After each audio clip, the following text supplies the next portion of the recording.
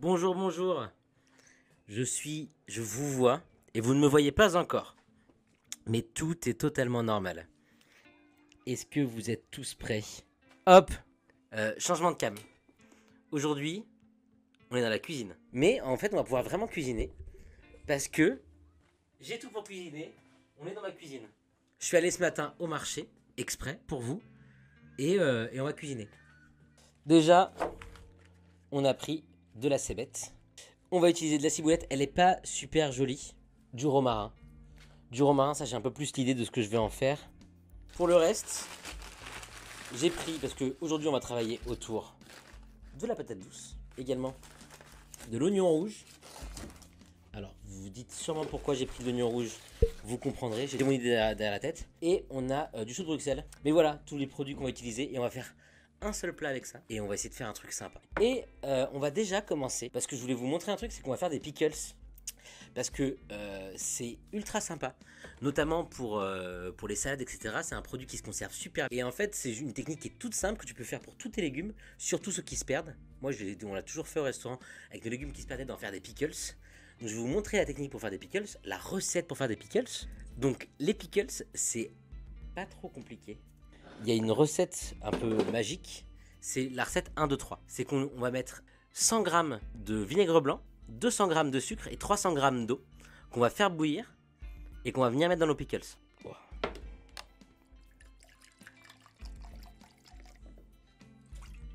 Hop, hop, on va mettre 200 g d'eau. Et là, on va mettre du coup 200 g de sucre. Donc 1, 2, 3.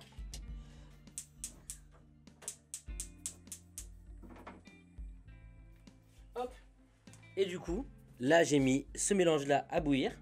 Je vais le mélanger un petit peu au début pour éviter que ça fasse un caramel au fond.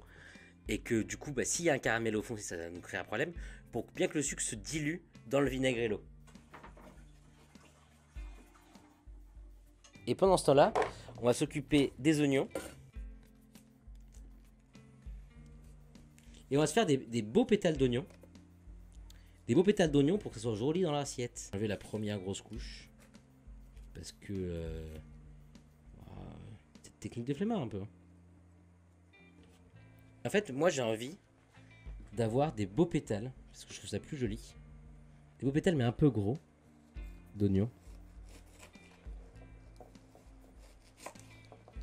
Pour mes pickles. Vous voyez? Moi je veux que ce soit des jolis pétales qui ressemblent un peu à ça. L'eau elle a fini de bouillisser. Hop. Et les pétales on va venir les déposer donc dans notre récipient. Et on va venir déjà les décoller. Mais après ça, dans une petite salade, dans une petite salade, où... non mais en fait on peut l'utiliser dans plein de choses. C'est super sympa. Sur une planche d'apéro, à grignoter comme ça. Les pickles c'est trop bon. Et on peut le faire avec tout. Avec mes collègues avant on en faisait, avec du radis.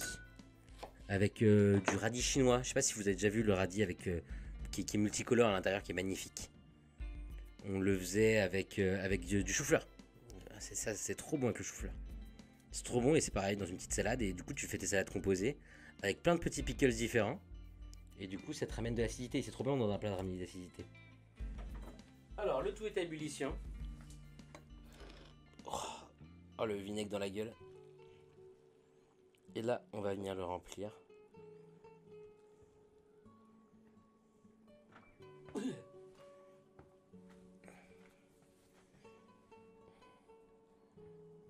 Donc là, j'ai mes oignons. Donc j'ai juste mis le temps que ça refroidisse un tout petit peu. Et après on va les fermer hermétiquement et on va y laisser tranquille. Et après ça se conserve des dizaines d'années et on le réutilisera, on va l'utiliser tout à l'heure. Et donc du coup, derrière, on va s'occuper, je pense, de faire déjà la patate douce. Et on va le cuire vraiment comme une pièce de viande. Vous allez voir comment je vais faire. Et c'est trop bon. Tac.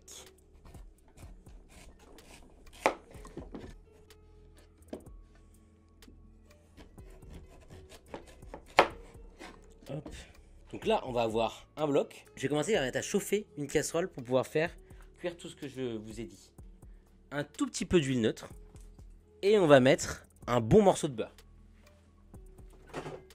Nous, ce qu'on veut, c'est avoir une cuisson où le produit va se remplir de gras. Donc j'ai mis un bon morceau de beurre et on va venir faire cuire et croûter en nourrissant la patate douce. Impec. Donc, je ne sais pas si vous allez voir, mais j'ai un beurre bien mousseux là. Là j'ai une belle mousse bien blanche. Donc ça c'est le beurre. C'est chaud. Et on va venir mettre notre morceau de patate douce et on va venir l'arroser directement pour que déjà toutes les faces soient pré-cuites. Commence à cuire. Et on va pas tourner le morceau tant que la partie qui est face à la poêle n'a pas caramélisé déjà. C'est vrai que je n'ai pas pensé à mettre un bout de... Alors j'ai pas de thym, c'est ça que j'avais prévu de mettre du romarin dedans. T'as raison, je vais venir mettre une branche de romarin, j'aurais dû le mettre dès le moment où il y a du beurre. Hop, et je vais mettre 2-3 feuilles de laurier. Et on va continuer à arroser gentiment cette pièce avec les aromates qui baignent bien. Je vais vous la montrer. La patate douce, hein. Évidemment. Ce que dit comme ça, je vais vous la montrer. Porte à confusion. Vous la voyez? Bien marquée. Bien colorée, voilà. Elle a même bien marqué ici, là. On va venir terminer la cuisson. Mais on va continuer à nourrir. On va quand même continuer à nourrir comme si on faisait une pièce de viande. Là, on l'a marqué. Comme quand vous faites votre petit... vous faites votre gigot, vous le marquez, et après vous allez le terminer au four. Et bien là, on fait pareil.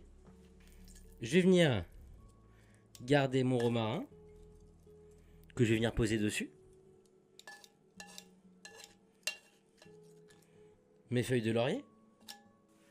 Et là, je vais venir couper un morceau de beurre. Alors oui, déjà, avant de mettre la garniture aromatique, on va peut-être saler poivrer. Et on va venir découper un joli morceau de beurre. Voilà, un beau morceau de beurre. Et donc là, on va venir enfourner. Et hop, gentiment, c'est au four. Le four, combien de temps, quelle température? Honnêtement, là, moi, je l'ai mis à fond parce que mon four est très mauvais, mais je dirais, faudrait y mettre à 120 degrés, 130 degrés. En fait, il faut le laisser confire. Donc ouais, mettez-le à 120 degrés et ça peut être 1 heure jusqu'à ce que votre couteau il s'enfonce comme dans du beurre dedans en fait.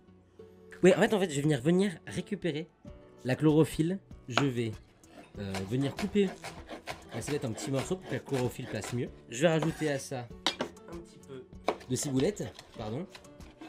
Donc là, je le coupe en gros morceaux. Le tout, c'est juste on veut juste récupérer le vert de la chlorophylle. C'est tout. Je vais les mettre dans l'eau. Je vais les cuire un petit peu dans du beurre, très vite. Et après, je vais venir mettre de l'eau et on va récupérer la couleur verte dans l'eau. Donc là, on va venir y cuire gentiment. Mais on ne veut absolument aucune coloration. Le chou de Bruxelles, en fait, on va l'utiliser de plusieurs manières. On va venir récupérer des belles feuilles. Vous allez voir que je vais commencer à l'éplucher un petit peu en essayant de récupérer des très belles feuilles. On va récupérer des belles feuilles qu'on va garder pas crues, parce que c'est pas excellent cru. On va les faire juste cuire quelques secondes. Quelques secondes à l'eau, un peu salée. Donc, ces dessous de Bruxelles, on va les faire en deux parties. Enfin, on va les cuire en deux façons. Déjà, on va les couper en deux.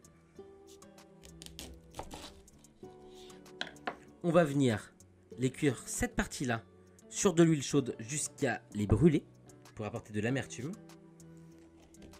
Et on va cuire le reste parce que quand on aura bien eu ce brûlé, on va venir rajouter une noix de beurre et on va venir cuire le reste gentiment au beurre. Ah, pendant ce temps-là, on a l'eau qui est chaude là-bas et on va vraiment laisser 5 secondes. On va juste préparer une glaçante à côté. Et on va venir les tremper vraiment 4 secondes quoi. Le but de la manœuvre, c'est juste de garder un beau morceau. Mais on vient de casser la fibre en le cuisant.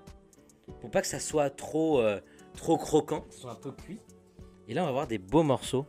Alors on en est avec la chlorophylle qui était censée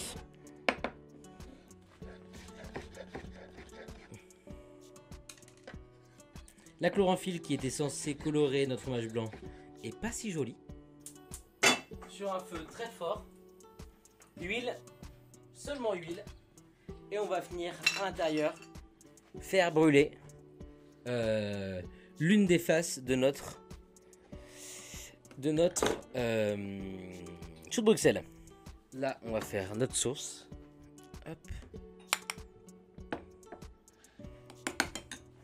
On va venir ajouter notre pâte verte qui je pensais pourrait colorer. Normalement elle est chargée en chlorophylle donc elle devrait rendre un peu verte. C'est pas parfait. Hop.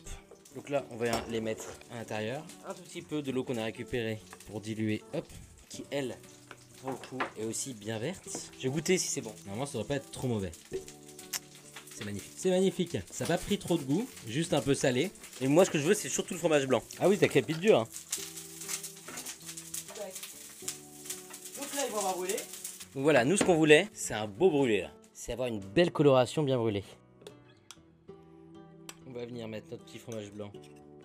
Le chou n'est pas cuit. Alors, il est brûlé sur une face, mais on va le finir au beurre. Je vais venir remettre un morceau de beurre, on va finir de cuire. Là, on va venir se couper de l'oignon assez finement qu'on va faire tomber au beurre. Ah, le beurre derrière. Hop, le beurre qui a brûlé, c'est pas grave. Je parle avec vous, je jette et on recommence. On remet un morceau de beurre et on va finir de la cuisson des choux de Bruxelles dedans. Et on va venir jeter nos choux de Bruxelles dedans. Et gentiment en prendre soin, en les arrosant bien. Hop, on va juste faire tomber ça et après on va s'attaquer au dressage. Et je pense qu'on va dresser. J'ai des jolies assiettes comme ça.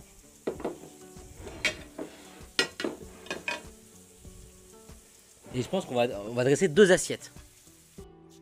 Donc là, on va bien le récupérer. Il est bien moelleux, bien tendre.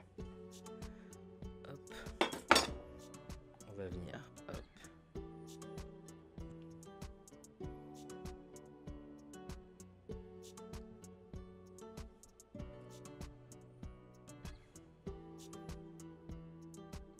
Tac. Hop. Nos petits. Là, on va venir quelques points avec notre crème. Hop. Déposer.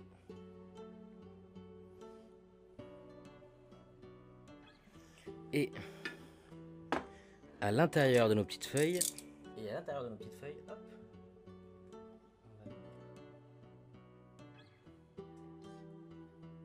Déposer notre compoté d'oignons.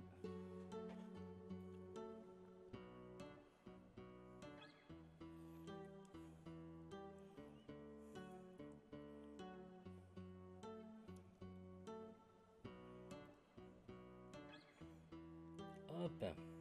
Et voilà, magnifique.